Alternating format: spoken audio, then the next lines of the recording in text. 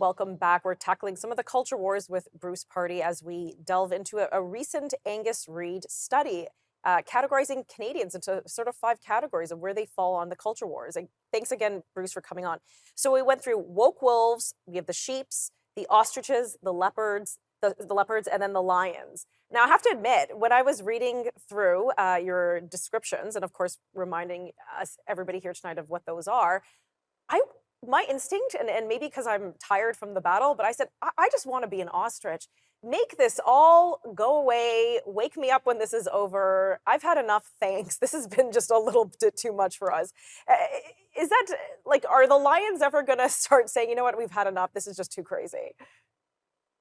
Well, if you do that, then you give up the fight and then you get more of it, right? Yes. So you really can't do that. And I'm sorry, Tanya, you're too late to be an ostrich. I think you're Oh already a no. lion. And Oh once you're out, no. you're out. Right. So it's too late to hide, like a leopard.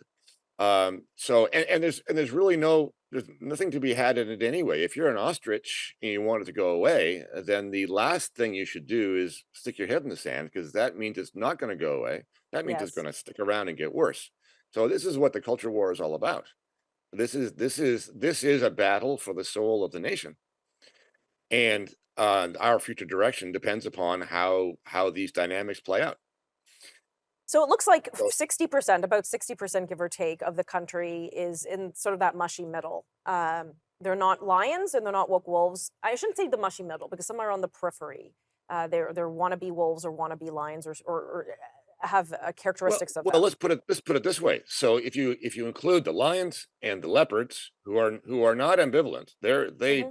they more or less agree with the lions, but they're not actively saying so out loud. But if you include the lions and the leopards and the ostriches, who altogether, let's say roughly 60%, all these three groups, some more so, some less, but all these three groups don't really approve of this culture war.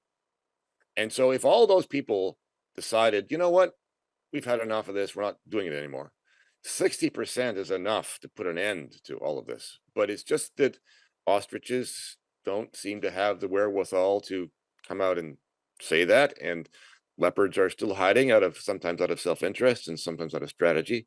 So we're stuck with where we are. Well, because there's a cost, right? There's a personal cost to speaking out.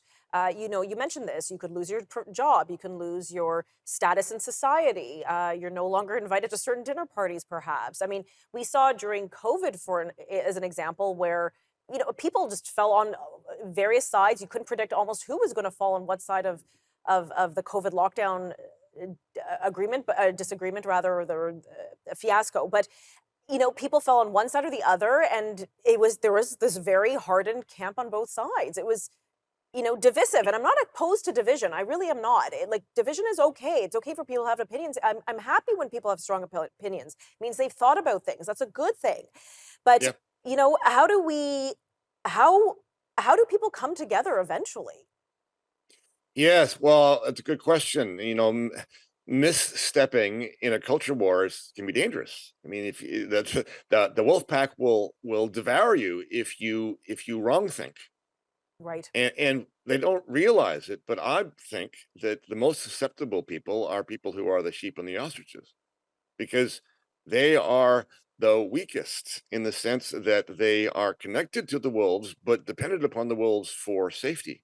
And if the wolves turn on you, then you're in bad shape. And besides, social justice ideology can be tricky. I mean, Mm, you got to pay attention, because it's incoherent and it changes, and they change the meaning of words, and the target moves along. And so you have to really know what you're talking about sometimes to make sure you don't put your foot in your mouth. right. So sheep and ostriches have to pay attention. And what is happening is that we are becoming a country in which you have to be careful what you say. And if you live in that kind of a place where you have to think twice before speaking what you're thinking, that's an indication of the dark hole that we're falling into, because that's not the way a country of free speech operates. Right. And now is this we only have about 20 seconds, but is this a problem in the whole world? Is this the just the Western world? Well, it's primarily the Western world. It's not just Canada, of course. It's many countries of the West, including the U.S. and the Anglo countries and so on, and in Western Europe. But it's not the whole world. I mean, all other places in the world have their own problems. Like in China, it's not wokeism; it's the dictatorial dictates of the Communist Party. Right. Okay, we've Diff- got to cut to di- commercial. I'll be right back. okay.